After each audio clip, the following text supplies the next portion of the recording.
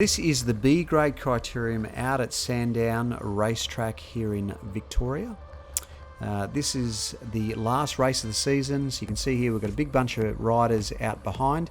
I've actually got a GoPro on the back tonight and a GoPro on the front, so we're going to swap between. We've got power on both GoPros, power, speed, heart rate and cadence. And you can see there's a massive bunch here tonight because the weather was so nice. Big group behind, and we've got a big group in front of us here. So probably 40, maybe 40, 50 riders all up, something like that. So this is the last lap, and you can see we are all a bit twitchy, sort of everyone's a bit edgy. It was a funny vibe in the bunch on Tuesday night because everyone was sort of, you know, just squeezing into little gaps that probably weren't there.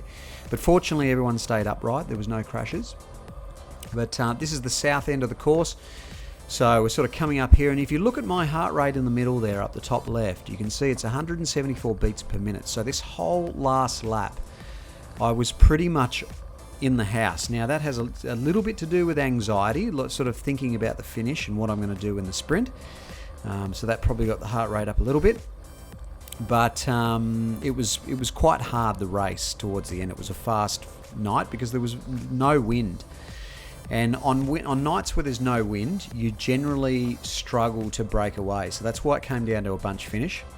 Now I will offer a little tip here. You can see this giant rider on the right hand side. He's got a saddlebag under his seat and he's got a light on his bike. Guys, when you race, you take all this stuff off your bike. Okay, there's no point lugging that stuff around.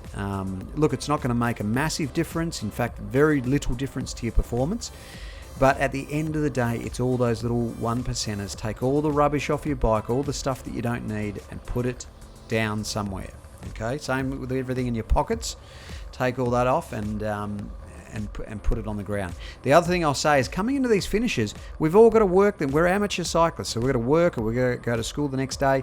Look after yourselves, look after each other, be nice to people, and try not to crash. So down the back straight here, you can see the bunch is strung out. We're doing nearly 400, 500, 600 watts up the slight incline here, up to 670 watts there, and my heart rate's creeping up to 180 beats a minute. I'm very close to my max, and I'm very far back.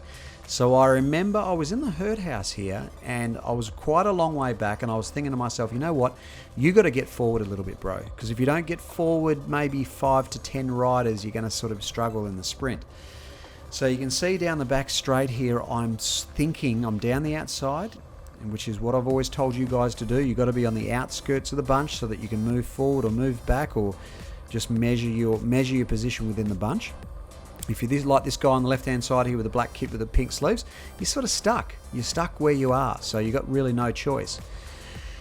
So you can see we're coming into that bottom chicane, that fast little corner, and there's a lot of riders in front of me. There's maybe 20 riders in front of me, and that's not a great place to be. So I remember coming through here on the exit, I'm up to 177 beats a minute.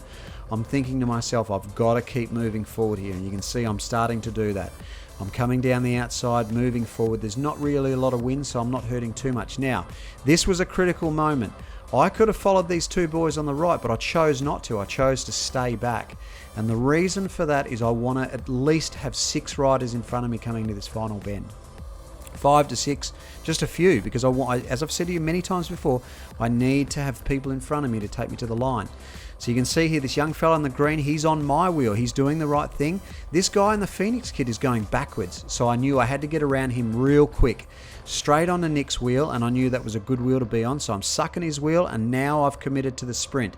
It's at this point that I've got full commitment, and this is awesome because this young fella here is in the green, he followed me all the way to the line, and he was coming at me. He was coming fast at me, so massive kudos to him. He's only a young fella. You can look at him, he's only a teenager, and I would imagine that he's got limited gearing. So he did an amazing job to stay on my wheel and use me for the sprint. It's just a shame there wasn't 10, 15 more meters.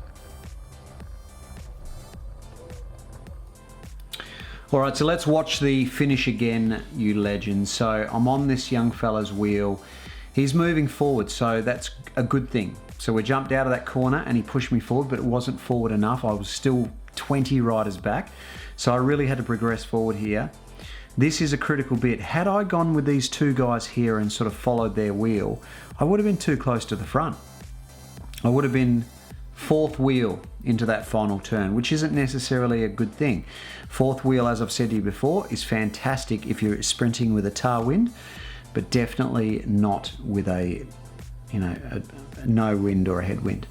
So I've slowed this footage down. You can see Phoenix racing gear in front of me here is going backwards. So he's out of the saddle. He's not progressing forward. So I knew I had to get around him. And you can see I've pushed up to over 1300 watts there to get around him. So I've sort of had to jump across to Nick's wheel. This is Nick in front of me here on the right hand side. And then I've had to commit to the sprint because this was all about momentum. Had I braked there, if I had put the brakes on, I would have lost my momentum, and that, you know, that momentum of coming off his wheel and getting around him. So, and the young guy here on the left-hand side in the green just did a perfect job following me to get to the finish, and he actually ended up getting second place. So you can see it's that momentum of drafting another rider and slingshotting yourself around them that is critical. That really, essentially, is what sprinting is. Okay. It's all about tactics. You know, you don't necessarily have to be the fastest rider or the strongest rider. So looking at it in real time this time, again for the final time, moving forward from the corner, always moving forward. Even if you're in the herd house, you can see I'm at max heart rate. I'm at 177 beats a minute. It doesn't matter, man. You've got less than a minute to go. Just push up. You've only got a minute to go. Don't go too far forward though. Don't go too far forward. Just stay, keep a few riders in front of you into the final, and that way you can come off some wheels. And again, it's all about using momentum. So you're just trying to follow someone's wheel. You can see the young guy here in the green has jumped onto my wheel. He's following me. The Phoenix guy's going backwards. I have to get around the Phoenix guy because I know I'm not going to get anywhere if I follow him. I have to get on Nick's wheel. So I'm on Nick's wheel, but I didn't even hesitate. I didn't even stay for very long. I went straight past him, slingshotted myself around, and this young guy was slingshotting himself around me. And that's how it works. So I repeated myself there a few times, but guys, I would love for you to tell me what you think in the comments below. Is there anything you'd like to add? And is there anything specific you'd like me to do a vlog on? Yeah, I think there's enough sprinting tips videos now on my channel. Okay, I think we've covered that base pretty well, and I think you guys will agree. And the other thing I was going to say is, now that I've been put up to A grade, so no longer racing at B grade down at Sandown, I'm going to be doing tips videos on how to get dropped, because I don't think I'm going to be at the front of the A grade bunch coming into the finish.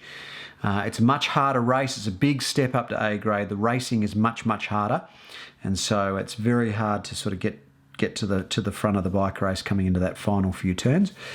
But we'll see how we go. Now, if there is anything you would like me to do tips videos on, please give me some ideas. I think I'm sort of, the sprinting stuff's done to death.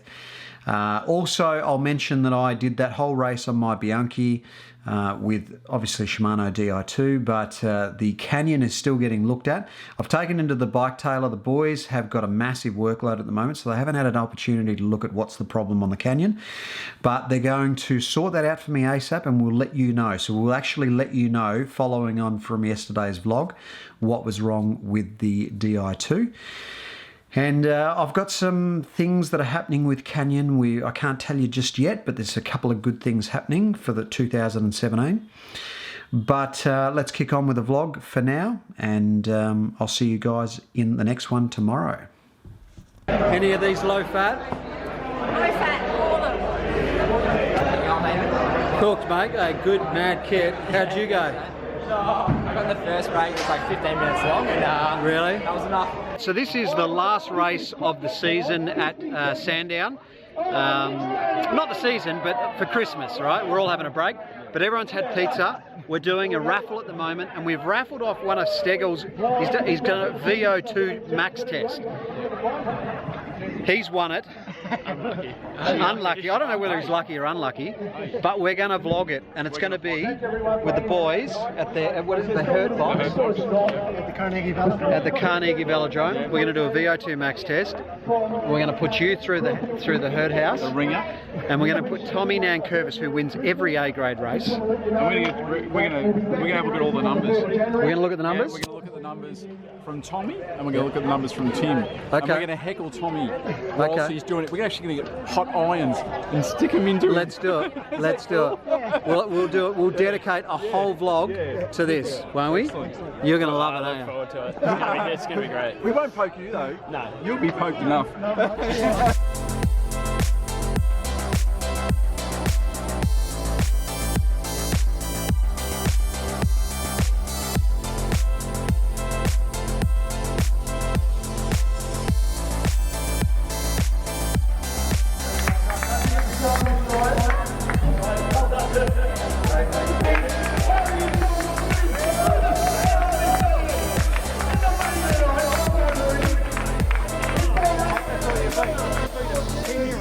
All right, that was fun. We hung around, we had pizza. I didn't actually have any pizza because I don't need it.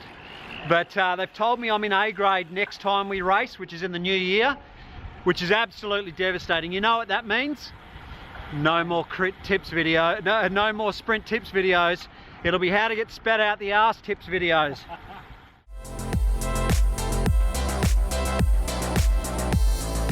Pre-Christmas special. The Whitby Maven this evening. Mark from Maven Ferguson!